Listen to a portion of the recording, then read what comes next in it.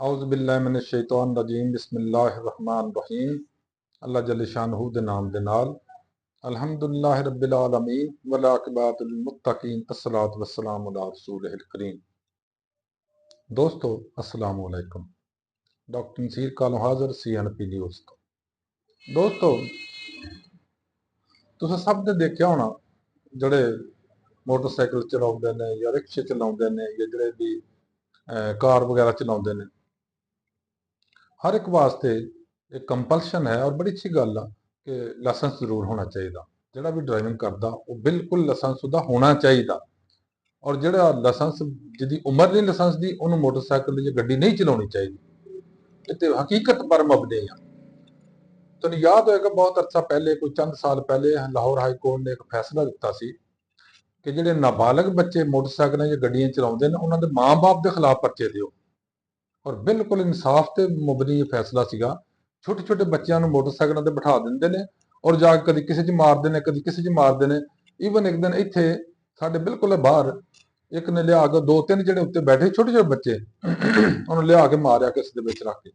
उस किनारे ते बंदा खड़ा सी उहदे विच मोटरसाइकिल मारिया और उहदी लत्त बांह तोड़ के परां मारी। इस तरह ही करदे आ।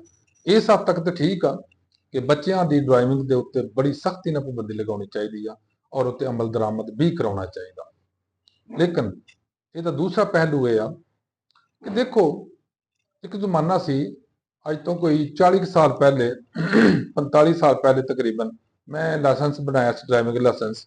वो मेरा हैवी हो गया। उदों लगते सी 100 रुपया 50 रुपए 200 रुपया बड़ी फीस साल दी हुंदी 200 रुपया आंदे सी। हुण ऐसी लुट मची आ ऐसी मतलब हेरा फेरी समझ लो इनू या इनू आवाम दुश्मनी कह लो या आवाम नू तंग करने का कोई बहाना कह लो कि उधरों कहते हैं कि लाइसेंस जरूर बनाओ और श्योर बनाना चाहिए। इतने कोई दूसरी राय नहीं है कि नहीं बनाना चाहिए, जरूर बनाना चाहिए। जो ड्राइविंग करता उसका लाइसेंस होना चाहिए। लेकिन वो जो रेट्स ने कितने चले गए हैं। मैं पिछले 5 साल का मैं लाइसेंस बनवाया सी। उदों मेरा हैवी लाइसेंस सी वैसे भी। वो मैं गया इस महीने ऐसे साल च मैं गया कि मेरा लाइसेंस रिन्यू करवाना। उन्हें कहा 12 के 13 हज़ार रुपया फीस जमा कराओ। भाई लाइसेंस मेरा चल रहा, लाइसेंस मेरा वैलिड आ, ਉਹਦੀ सिर्फ रिन्यू करवाना वा तो 10-12 हज़ार रुपया फीस दी उन्होंने दिखा सुनाती। मैनू मैं चुप करके लाइसेंस भी दफा किया क्योंकि मैं किहड़ी ड्राइविंग करनी है। हुण मेरे को तो ड्राइविंग हुंदी भी नहीं ना मैं करनी चाहुंदा। इस वास्ते मैं ना लाइसेंस रिन्यू कराया मैं दफा किया इन्होंने कि लाइसेंस ही नहीं रहन कराउंदे। मैं ड्राइविंग क्यों नहीं करता। लेकिन ये हर बंदे का नहीं है इस तरह एटीट्यूड कि वह कहे कि मैं लाइसेंस मैंने जरूरत नहीं है तो मैं छड्ड दियां। हर बंदे ने कोई मोटरसाइकिल चलाउणी है, किसी ने कार चलाउणी है, किसी ने कोई हैवी ट्रैफिक भी हैवी वहीकल चलाउंदे ने। लेकिन इस गौरमेंट ने दो तरह हुकूमत पंजाब की बहुत वड्डी मेहरबानी है इस कौम के उपर एक कि इन्होंने दो तरह लुटना शुरू करता था इन्होंने लोगों। नंबर एक हर बंदा लाइसेंस बनाए, चलो जी वैलिड आ ठीक है चीज। फिर हर बंदा हैलमेट भी पाए, चलो ये भी मनने वाली गल है भी ठीक आ। लेकिन हैलमेट के रेट जिहड़े सी जिहड़ा 500 रुपए का हैलमेट आउंदा सी वो 5000 ते चला गया। ये हुकूमत ने रोकना या जाके किसी इंडियन हुकूमत ने आके रोकना या अफगानिस्तान ने रोकना। ये भी इसे हुकूमत का काम आ कि इन्हां दे चार्जिस नूं मुनासिब ते रखे।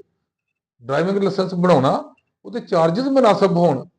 इसे तो ये गौरमेंटा जिहड़ियां ने इन्हां दी लुट मार की वजह तो लोग ना असले ते लाइसेंस बनाउंदे ने ना ड्राइविंग लाइसेंस बनाउंदे। मजबूरन अगर किसी ने पै गया तो बनाना पेगा, वगैरह नहीं बनाउणगे इस वास्ते कि इन्हां ने लोगों नूं लाइसेंसिंग वास्ते वैसे ही इन्ना तंग कर छड्डिया वा कि कोई बंदा असला रखते ने लोग बगैर लाइसेंस तो रखी रखते हैं। दफा करो पैसे असीं दिंदे नहीं, असीं लाइसेंस ही नहीं बनाउंदे। अगर इस चीज़ नूं डिस्करेज करना, इस चीज़ नूं तुसीं रोकना कि बिना लाइसेंस ना कोई असला रखे और बिना लाइसेंस ना ही कोई ड्राइविंग करे तो ये रेट्स जिहड़े ने लाइसेंस की फीस जिहड़ी बहुत कम करनी चाहिए। मैनूं तो लगता शायद गौरमेंट ऑफ पंजाब जिहड़ी आ उन्हें इक्को ही हथ रख लिया, इक्को दातरी लैके बह गए ने कि लोगों तो ही असीं सारा बजट इकट्ठा करना जिन्हां ड्राइविंग कर रहे हैं। खाओ लाइसेंस की मद च ला लो, खाओ अपने हैलमेट के मद च लै लो, नहीं तो फिर जिहड़े चलान करी जाते उन्होंने तो पैसे ले जाते हैं और हर थां फड़ फड़ के पैसे। मतलब कोई बंदा दो सवारियां बैठिया ने कह कड्डो तुसीं दूसरी सवारी को बिठाई आ। मतलब अजीबो गरीब इन्हां दे हैं रवैये और इस हुकूमत ने जो लोगों के नाल रवैया अख्तियार किया ਔਰ ਮੇਰਾ ਨਹੀਂ ਖਿਆਲ ਕਿ ਰਵੱਈਆ ਇਹਨਾਂ ਨੂੰ ਕਦੀ ਫਾਇਦਾ ਦੇਵੇਗਾ। ਇਹ ਹਮੇਸ਼ਾ ਨੁਕਸਾਨ ਦਿੰਦਾ। ਜਿਹੜੇ ਆਵਾਮ ਦੁਸ਼ਮਣੀ ਰਵੱਈਏ ਹੁੰਦੇ ਨੇ, ਜਾਂ ਆਵਾਮ ਦੁਸ਼ਮਣੀ ਤੇ ਮੁਬਨੀ ਜਿਹੜੇ ਕਾਨੂੰਨ ਸਾਜ਼ੀ ਹੁੰਦੀ ਆ, ਜਾਂ ਆਵਾਮ ਦੁਸ਼ਮਣੀ ਦੇ ਉੱਤੇ ਜਿਹੜੇ ਰੂਲਸ ਬਣਾਏ ਜਾਂਦੇ, ਲਾਜ਼ ਬਣਾਏ ਜਾਂਦੇ ਨੇ, ਉਹ ਲੋਕ ਪਸੰਦ ਨਹੀਂ ਕਰਦੇ। ਔਰ ਅਲਟੀਮੇਟ ਨੁਕਸਾਨ ਕਿਹਦਾ ਹੁੰਦਾ? ਇਹਨਾਂ ਦਾ। ਇਹਨਾਂ ਨੇ ਇੱਕ ਮਹੀਨਾ ਰਹਿਣਾ, ਸਾਲ ਰਹਿਣਾ, 2 ਸਾਲ ਰਹਿਣਾ, 4 ਸਾਲ ਰਹਿਣਾ, ਲੇਕਿਨ ਸਾਰੀ ਉਮਰ ਲਈ ਇਸ ਵਾਸਤੇ ਨਹੀਂ ਰਹਿ ਸਕਦੇ ਕਿ ਜੋ ਇਹਨਾਂ ਕਰਤੂਤ ਕਰ ਜਾਣੇ ਨੇ ਉਹ ਸਾਰੀ ਉਮਰ ਇਹਨਾਂ ਦੇ ਗਲ ਪਏ ਰਹਿਣੇ ਆ। ਔਰ ਇਹੀ ਵਜ੍ਹਾ ਕਿ 45 47 ਦਾ ਰੌਲਾ ਸਿਰਫ ਇਸ ਵਜ੍ਹਾ ਤੋਂ ਪੈਣ ਡਿਆ ਵਾ ਕਿ ਲੋਕਾਂ ਵੋਟ ਨਹੀਂ ਇਹਨੂੰ ਦਿੱਤੇ, ਨਾ ਇਹਨਾਂ ਨੂੰ ਦੇਣੇ ਨੇ, ਕਿਉਂਕਿ ਇਹ ਜੋ ਕੰਮ ਕਰ ਰਹੇ ਨੇ ਉਹ ਸਹੀ ਨਹੀਂ ਹੈ। ਕੋਈ ਬੰਦਾ ਇਹਨੂੰ ਸਹੀ ਨਹੀਂ ਕਹਿੰਦਾ। ਫੀਸ ਜ਼ਰੂਰ ਹੋਣੀ ਚਾਹੀਦੀ ਆ, ਲਾਇਸੈਂਸ ਬਣਨਾ ਚਾਹੀਦਾ, ਲੇਕਿਨ ਸਿਰਫ ਇੱਕ ਫੀਸ ਹੋਵੇ। ਜਦੋਂ ਲਾਇਸੈਂਸ ਬਣਾਓ ਇੱਕ ਦਫਾ ਫੀਸ ਲੈ ਲਓ, ਫਿਰ ਹਰ ਸਾਲ ਲਾਇਸੈਂਸ ਰਿਨਿਊ ਦਾ ਕੀ ਮਤਲਬ ਹੋਇਆ? ਜਿੰਨਾ ਚਿਰ ਤੱਕ ਉਹ ਬੰਦਾ ਜ਼ਿੰਦਾ ਵਾ ਉਹਦਾ ਲਾਇਸੈਂਸ ਚੱਲਦਾ ਰਹੇ, ਜਦੋਂ ਖੁਦਾ ਨਖਾਸਤਾ ਫੌਤ ਹੋ ਜਾਂਦਾ ਉਹਦਾ ਲਾਇਸੈਂਸ ਜਮ੍ਹਾਂ ਕਰਵਾ ਦਿਓ। ਦੋ ਹੀ ਆਪਸ਼ਨ ਹੋਣੇ ਚਾਹੀਦੇ ਨੇ। ਹਰ ਸਾਲ ਨਵੀਂ ਫੀਸ ਪਾਈ ਜਾ ਔਰ ਹਰ ਸਾਲ ਵਧਾਈ ਜਾਓ। ਸਾਰਾ ਬਜਟ ਇਸੇ ਲਾਇਸੈਂਸਾਂ ਤੋਂ ਇਹਨਾਂ ਕੱਢਣਾ। ਅਜੀਬ ਲੁੱਟਮਾਰ ਦਾ ਮੌਸਮ ਆਇਆ ਹੋਇਆ, ਅਜੀਬ ਲੁੱਟਮਾਰ ਦਾ ਰਿਵਾਜ ਬਣਾ ਲਿਆ।